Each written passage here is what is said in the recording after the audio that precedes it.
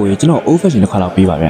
ခင်ဗျားတို့ကဘာလို့ old fashion cocktail လို့ခေါ်လဲသိကြလားတကယ်တော့ old fashion recipe က1800ခုနှစ်အစောပိုင်းလောက်တည်းကစတင်ခဲ့တာပါဒါပေမဲ့အဲ့ဒီချိန်တုန်းက old fashion လို့မခေါ်သေးပါဘူးအဲ့ဒီခေတ်မှာ cocktail ဆိုတာအခုလိုမျိုး cocktail မျိုးဆိုလိုတာမဟုတ်ဘဲနဲ့ spirit မျိုး sugar water နဲ့ bitters တို့ပါဝင်တဲ့ usage drinks မျိုးဆိုလိုတာပါအချိန်တွေကြာလာတော့ cocktail တွေကပို့ပြီးတော့ complex ဖြစ်လာတယ် ingredients တွေပိုများလာတယ် flavor တွေလည်းပို့ပြီးတော့အမျိုးမျိုးဖြစ်လာကြပါတယ်ဒါပေမဲ့လူချို့ကတော့ cocktail ကိုအဲ့ဒီခေတ်က usage ပုံစံတိုင်းပဲတောက်သုံးနေခဲ့ကြတာပါအဲ့လိုမျိုးတောက်သုံးနေတဲ့လူတွေကနေပြီးတော့ old fashion cocktail လို့ order မှာခဲ့ကြတာနေပြီးတော့ old fashion ဆိုတဲ့နာမည်တစ်ခုဖြစ်ပေါ်လာခဲ့ပါတယ် old fashion cocktail ဆိုတဲ့သုံးနှုန်းကို1880ခုနှစ်လောက်မှာစတင်တွေ့ရှိရပြီးတော့1888ခုနှစ် Chicago က Theodore Prowse ရဲ့ recipe book မှာ old fashion ဆိုတဲ့နာမည်နဲ့ cocktail recipe ကိုမှတ်တမ်းတင်ထားတာကိုအစောဆုံးသိရှိထားတဲ့ဥပမာတွေရဲ့တစ်ခုဖြစ်တွေ့ရှိရပါတယ်ဒါကြောင့်မလို့ old fashion ဆိုတာအသစ်ထွက်လာတဲ့ cocktail တစ်ခွက်လုံးဝမဟုတ်ပါဘူးတကယ်တော့ cocktail တွေရဲ့ usage နဲ့အစောပိုင်းပုံစံကိုပြန်မှာကြတဲ့ customer ရဲ့ order တွေကနေပြီးတော့နာမည်ဖြစ်လာလို့တော့ပြောလို့ရပါတယ် classic old fashion ရဲ့ idea ကလည်းအရင်ကရိုးရှင်းပါတယ် whiskey sugar bitters နဲ့ water ဒါပါပဲဒီနေ့ခေတ်မှာတော့ orange peel နဲ့ garnish လုပ်တာကိုအများဆုံးတွေ့ရှိရပါတယ်ဒါပေမဲ့ old fashion အလားက